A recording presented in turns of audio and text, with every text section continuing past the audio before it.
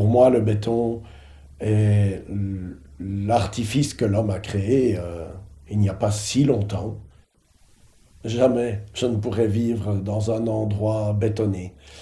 Là, vraiment, on est en déconnexion complète. Je pourrais peut-être habiter en ville si j'étais vraiment dans un habitat où le bois est très présent. J'ai besoin d'être vraiment en connexion avec le réel, en fin de compte.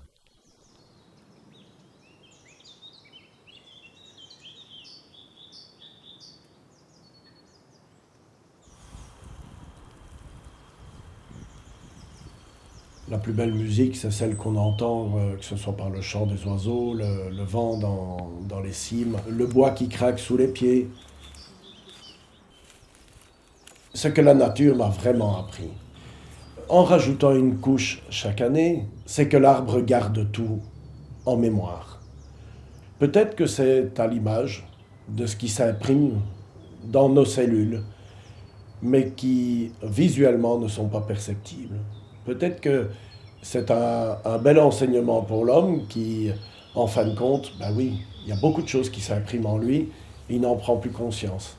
Eh bien peut-être que c'est une belle leçon pour nous, de nous dire qu'à l'image de l'arbre, beaucoup de choses s'impriment en nous-mêmes.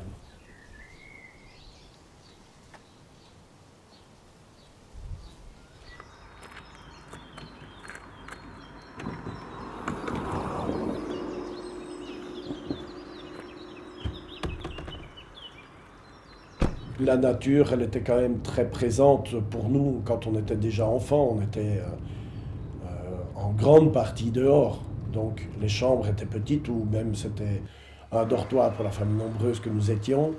L'espace de jeu, c'était dehors.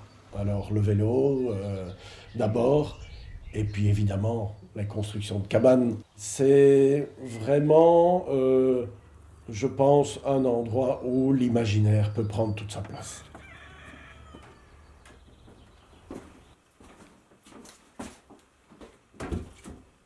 Cet amour et cette passion, ben, elle est vraiment en cohérence avec tout le reste de tous les gestes posés dans la vie de tous les jours, parce que le bois nous accompagne jusqu'au cercueil qui m'entourera quand j'aurai terminé mon parcours et que je serai prêt pour le grand passage.